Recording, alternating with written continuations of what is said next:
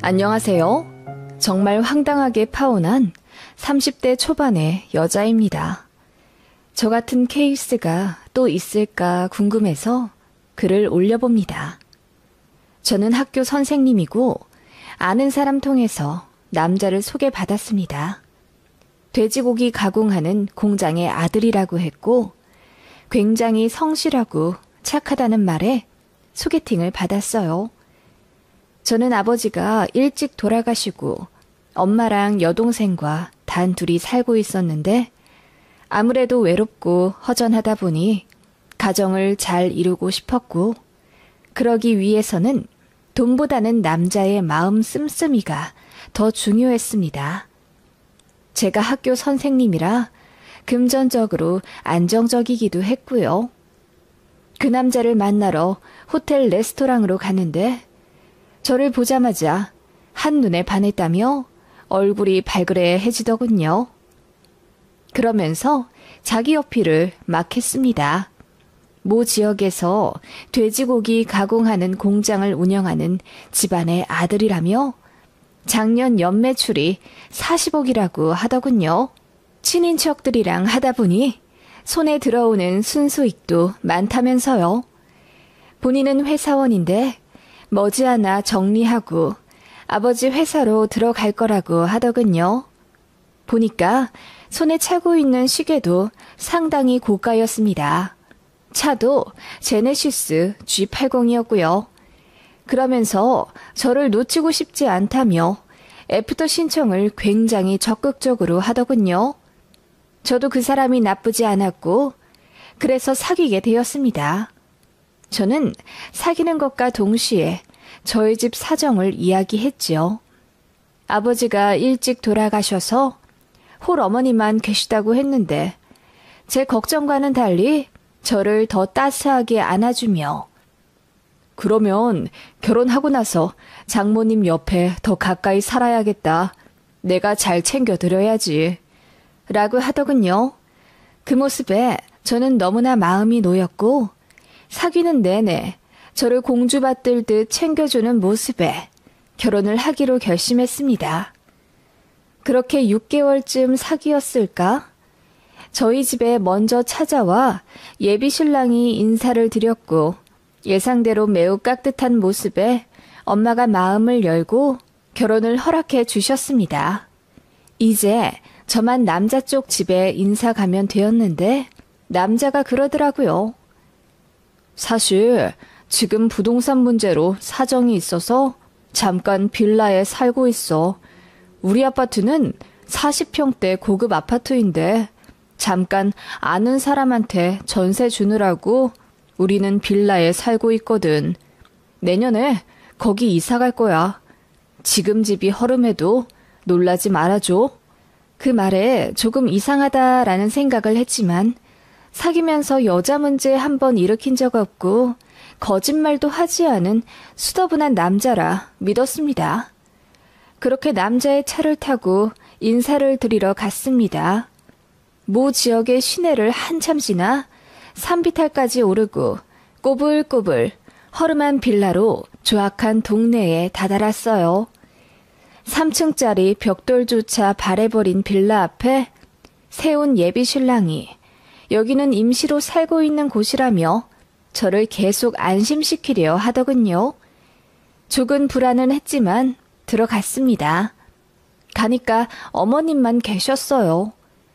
제가 깍듯이 인사를 드리자 예비 시어머니는 그래, 이야기 잘 들었다. 우리 아들이랑 결혼을 하고 싶다고? 선생님이라던데 한 달에 얼마 버니? 라고 다짜고짜 돈 이야기부터 하시더라고요. 너무 놀라서 제가 얼어붙자 남친이 허허 웃으며 전에 사귀던 여자친구들이 다 백수였고 자기네 공장 상속에만 혈안이 되어 있어서 결국 다 헤어졌다고 하더군요. 우리 엄마가 내 전 여친들한테 너무 대어서 이런 이야기를 하시는 거야. 아, 엄마, 이 사람은 그럴 리 없다고 내가 말했잖아. 얼마나 착한 여자라고. 남자는 그렇게 이야기하며 제 앞에서 본인 엄마를 나무라더군요. 그러자 예비 시어머니는 뭔가 할 말이 있는 듯 했지만 꾹 참는 느낌이 들었고요. 그렇게 어머님한테 인사를 드렸고 공장에 계시다는 아버님께 찾아갔습니다. 예비시댁 근처였어요.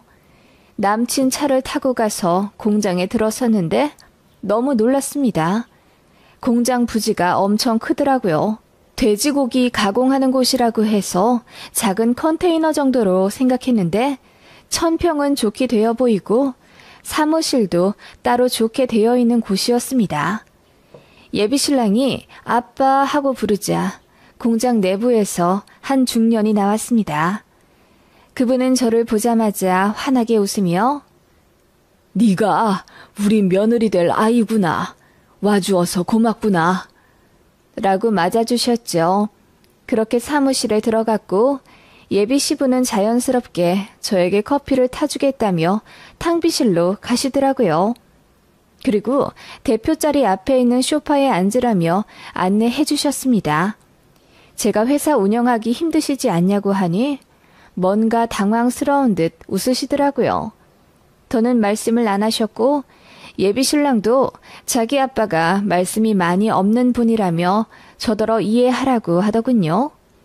무언가 못 믿어온 부분이 많았지만 대표 자리에 있는 명패도 예비 시부 이름이었고 또 예비 시부도 자연스럽게 대표 자리에 가서 핸드폰을 충전하는 등 명백한 공장 사장 같은 모습을 보였기에 더 의심하진 않았습니다. 어쨌든 양가 허락을 받긴 받은 거죠. 그렇게 결혼을 본격적으로 준비하려 하는데 예비 신랑이 본인은 현금을 갖고 있는 게 없고 부모님으로부터 아파트를 한 채 물려받은 게 있으니 거기서 신혼생활을 하는 게 어떻냐고 하더군요. 그런데 그곳이 제가 근무하는 곳에서 굉장히 많이 떨어진 지역이었습니다. 차로 1시간 30분 정도라면 출퇴근을 생각해 볼 수도 있지만 2시간도 넘게 떨어진 곳이라 제가 그건 안 될 것 같다고 했죠. 그랬더니 지금 팔면 너무 손해라며 난감해 하더라고요. 그래서 대출을 먼저 받고 제가 가진 돈을 합쳐서 신혼집을 마련하면 되지 않겠냐고 하니 자기는 보수적이라 대출을 안 받는다고 하더군요. 자기네 집이 승승장구하게 된 이유도 대출 하나 없이 올 현금으로 이뤄내서 그런 거라며 입에 침이 튀도록 설명을 하더군요. 여하튼 예비 신랑은 대출은 못 받겠고 일단 제가 가진 돈으로 신혼집을 전세로라도 마련해서 들어가 보자고 하더군요. 자기가 가전 가구는 다 해올 것이고 결혼하고 나면 자기가 가진 아파트 명의를 저한테 돌려주겠다는 약속도 하더라고요. 그 아파트는 시세 12억짜리였습니다. 저는 현금으로 2억 있었고 소나타 한 대가 있었어요. 게다가 결혼하면 엄마가 돈을 2천만 원 해주신다고 했고요.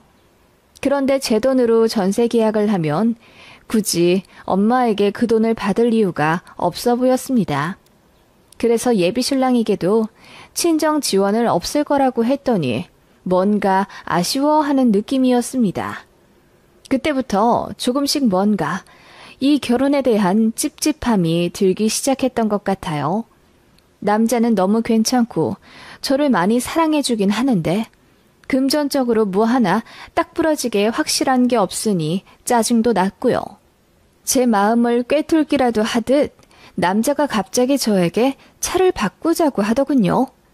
작년에 산 제네시스를 제가 타게 해주겠다며 결혼하면 아예 바꿔 타자고 하더라고요. 그리고 저에게 300만 원 상당의 시계도 사주었습니다. 당장 현금 융통할 방법이 없어서 미안하다며 눈물까지 흘렸어요. 그런 모습에 저도 무언가 홀린 것 같긴 합니다. 이제와 반성하고 제가 왜 그랬는지 이해가 안 가네요. 그때는 아마도 주변에서 다들 제가 결혼한다는 걸 알고 있었고 엄마도 제 예비 신랑을 많이 좋아했었기 때문에 뭔가 더 상황이 나빠지면 안 된다는 이상한 강박 같은 게 저를 옥죄었던 것 같습니다. 예비신랑은 저에게 끊임없이 신뢰를 주기 위해 많이 노력했고, 저도 그런 모습에 다시 그 사람을 믿고 잘 살아보자고 스스로를 다독이며 결혼을 진행해 갔습니다. 예식장을 계약했고, 스드메도 열심히 알아보러 다녔습니다. 그리고 아파트도 계약했지요.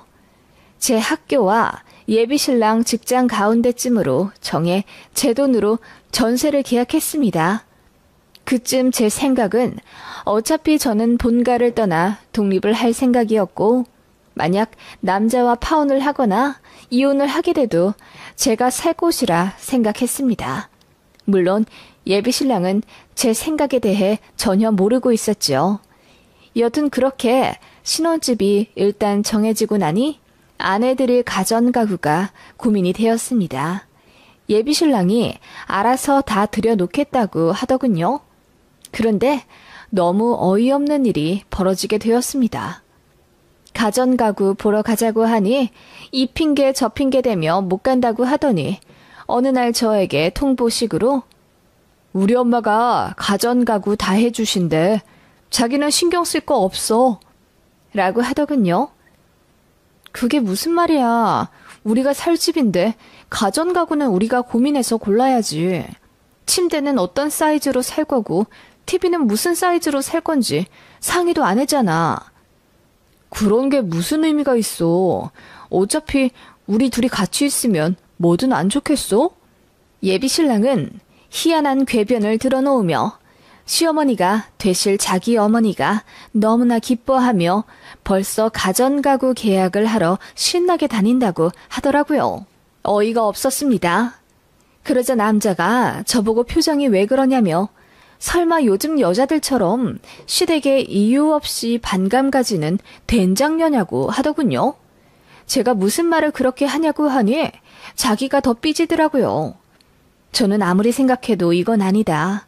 우리 가전 가구인데 우리가 사야지 어떻게 어머님한테 맡길 수가 있냐고 따져 물었더니 그제야 말하기를 나중에 내 명의로 갖고 있는 그 아파트를 팔고 싶으면 엄마가 시키는 대로 해야 한대. 자기도 알잖아. 그 아파트 지금 시세 12억인 거. 라고 하더군요. 예비시모는 그 아파트 값을 빌미 삼아 저에게 시자짓을 하려는 듯 보였습니다. 그래도 예비시모가 고른 가구가 다행히 괜찮긴 하더라고요. 좀 어이가 없었지만 예비시모가 이미 가구를 다 계약해놨다며 배송만 하면 된다고 다그치기에 할 수 없이 집 주소를 알려드렸습니다. 그렇게 가구가 먼저 들어오기로 했고 제가 가서 보려고 했는데 일이 생겨서 못 가게 되었습니다. 그래서 예비신랑에게 도어락 비밀번호를 알려주었죠. 그렇게 침대와 장롱 등을 먼저 넣었고 TV와 냉장고 등의 가전은 무조건 제가 고르기로 했습니다. 그것만은 양보하기 싫어서 저도 세게 나오니 예비신랑과 예비시모도 알겠다고 하더군요. 그렇게 제가 가전을 골랐고 돈은 나중에 예비신랑이 준다기에 제 카드로 긁었습니다. 그리고 제 신혼집에 배송되기로 한 날, 그날은 제가 들어가 확인해야 했기에 퇴근하자마자 쏜살같이 달려갔습니다. 배송기사가 도착하기 전에 무사히 아파트에 왔고 저는 도어락 비번을 눌렀습니다. 그런데 상상도 못할 일이 그때 벌어지고 만 것입니다. 아무도 없을 거라고 생각했던, 아니 아무도 없어야 할 집에 웬 신발이 놓여져 있더군요. 소름이 돋아서 나가려고 하는 찰나 갑자기 안에서 세아가 반갑다 하는 소리가 들리는 겁니다. 소스라치게 놀라 고개를 들어보니 예비시무가 환하게 웃으며 저를 맞아주고 있었습니다. 오늘 TV랑 냉장고 온다며 내가 미리 와 있었지. 그 모습에 제가 당황하며 제가 와서 드려도 되는데 말씀도 없이 어쩐 일이세요? 라고 했더니 예비시무가 아무렇지 않게 내가 우리 집 오는데 네 허락을 받아야 하니? 라고 하시더군요. 그 말에 저는 너무 황당해서 얼굴에 열이 새빨갛게 오르는 기분이 들었습니다. 어머님 집이라뇨? 여긴 저희 신혼집인데요. 예, 안 그래도 내가 얘기 좀 하려고 했다. 너 이 집 계약하고 네 홀어머니 여기다 모셔서 셋이 같이 살려고 그랬지? 내가 그것만은 절대로 받아들일 수가 없구나. 그 말에 제가 너무나 화가 나 무슨 말을 하시냐 따져 물었더니 예비 시무가 니네 엄마 혼자 계시잖아. 시어머니 될 사람으로서 내가 그건 참 마음에 안 들더구나. 네 직업, 얼굴, 심성 다 괜찮은데 아무래도 홀어머니 있는 딸은 며느리감으로 별로지. 그래도 우리 아들이 하도 좋다고 해서 허락한 거야. 그리고 우리 아들 앞으로 있다는 그 아파트, 그건 당분간 팔 생각 없다. 그렇게 알아둬. 네? 그 사람 말로는 2년 뒤에 그거 팔아서 저희 다른 곳으로 이사 갈 거라고 했는데요. 무슨 말이니? 그 집 절대 안 판다. 거기 돈이 얼마나 묶여 있는데. 그리고 난 이 시아버지랑 이혼할 거야. 그 말에 제가 솟아치게 놀라니 예비 시무가 이야기 못 들었냐며 딴청 부리시더군요. 예비 시부는 그 공장의 대표가 아니었습니다. 그 공장의 대표는 예비 시모의 여동생의 남편, 즉 시 이모부의 것이었습니다. 그런데 법적으로 문제가 생겨 예비 시부가 사장인 척 하는 거라고 하더군요. 저는 너무 열이 받아 예비 시모에게 혼란스러우니 나가달라고 했습니다. 그랬더니 저더러 예의가 없다며 소리를 고래고래 지르더군요. 그 자리에서 예비 신랑에게 전화를 걸어 자초우지종 이야기하고 대체 이게 무슨 일이냐고 따져 물었더니 당황해서 아무 말도 못하더라고요. 그렇게 도망치듯 밖으로 나와 펑펑 울면서 여기저기 전화해 모든 사실을 알아냈지요. 그 결과 정말 충격적인 사실이 밝혀졌습니다. 예비시댁은 빚이 20억도 넘게 있다더군요. 아니, 엄밀히 말하면 예비시댁과 시 이모네와 공통으로 빚이 있었습니다. 그리고 제 예비신랑에게 상속받을 아파트로 담보대출을 어마어마하게 받았나 보더라고요. 예비신랑의 차와 국가의 명품들도 전부 그 아파트를 담보로 대출받아 산 것 같고요. 한마디로 깡통이었고 팔래야 팔 수도 없던 겁니다. 공장도 대출로 돌아가고 있었고 부도 직전이었으며 그거 막느라고 갖고 있던 아파트도 넘기고 허름한 빌라에서 살고 있었던 겁니다. 제가 모든 사실을 알아내고 너무 열이 받아 주선자에게 이야기하여 화를 내니 자기도 몰랐다며 어쩔 줄 몰라 하더라고요. 저는 예비 신랑에게 혼인 빙자죄로 고소하겠다고 소리를 질렀습니다. 그랬더니 전에 알던 그 착한 모습은 온데간데 없이 저에게 오히려 소리를 치며 네가 바보같이 속았던 거잖아 라고 하더라고요. 저는 모든 사실을 엄마에게 말씀드렸습니다. 가슴은 찢어질 것 같았지만 저도 제대로 속았다는 생각에 분해서 어쩔 줄을 모르겠더라고요. 엄마도 너무 화가 난다며 외삼촌들을 불렀습니다. 저희 외삼촌들은 씨름과 유도를 오랫동안 했던 운동 선수들이에요. 저도 유전적으로 그러한 체질을 물려받았는지 한등치 하고요. 엄마도 마찬가지입니다. 그렇게 저희 가족은 바로 제 아파트로 쳐들어갔습니다. 뻔뻔하게도 예비 시모가 아직도 안 가고 고상하게 앉아서 차를 쳐 마시더라고요. 저희 엄마가 소리를 치며 사기꾼 같으니라고 어디서 굴러먹다 들어온 게 우리 귀한 딸을 등쳐먹으려 들어? 뭐? 홀 친정엄마가 있어서 결혼을 허락 안 하려고 했다고? 당신 같은 애미는 정상이고 라고 했더니 예비 시무가 얼굴이 시퍼래지며 바로 자기 아들한테 전화를 걸더군요. 10분도 안 되어 예비 신랑이 왔고 상황 파악을 못했는지 마구 날뛰며 결혼할 사이에 치사하게 군다고 난리더군요. 바로 저희 외삼촌들이 제 앞 들어갔습니다. 조카가 결혼을 빙자로 농락당했다는 사실에 더 열받은 외삼촌들은 제 예비 신랑을 용서하지 않았죠. 팔이고 다리고 머리고 흠씬 두들겨 패주었고 그런 아들을 맡겠다고 예비 시모가 울면서 달려들자 저희 엄마가 바로 밀어버렸습니다. 그렇게 나자빠진 예비 시모를 저희 엄마가 축구공 차듯이 날려버렸습니다.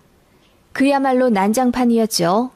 처음엔 저희에게 맞고 나서 고소를 하겠다느니 뭐니 울면서 뭐라 했지만 저희 엄마가 손 한번 들어올리니 깨갱하더군요. 결국 그 사기꾼 같은 모자는 다신 제 앞에 나타나지 않겠다는 각서를 쓰고 코피 철철 흘리며 새벽에 택시 타고 도망갔습니다. 저는 그걸로는 부족하다고 생각하여 예비신랑, 아니 전 남친의 회사에 전화를 걸어 막무가내로 이 사람 저 사람과 통화해 제가 겪은 일을 모두 말했습니다. 소문 내달라고 부탁도 했고요. 결국 그 인간 한 달도 안 돼요. 무슨 일인지 잘렸다더군요. 그렇게 참으로 어이없게 파혼했습니다. 저도 나이가 많다는 이유로 또 가정을 빨리 꾸리고 싶다는 이유로 하나만 보고 둘은 보지 않았던 어리석음을 가슴 깊이 반성했습니다.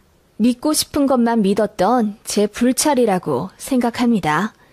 저도 나름대로 똑 부러진다고 소리 들었는데 결혼 앞두고 정말 사람이 뭐에 씌이긴 하나 보네요. 그래도 너무 늦지 않게 파혼해서 다행이라고 생각합니다. 그리고 그렇게라도 패주고 끝내서 속이 시원하고요. 그 집은 찜찜하여 바로 다른 이에게 전전세 주었습니다. 전 예비시무가 넣은 가구는 다 팔았고요. 정말 황당하지 않나요? 어떻게 이런 일이 다 있는지 어이가 없을 뿐입니다.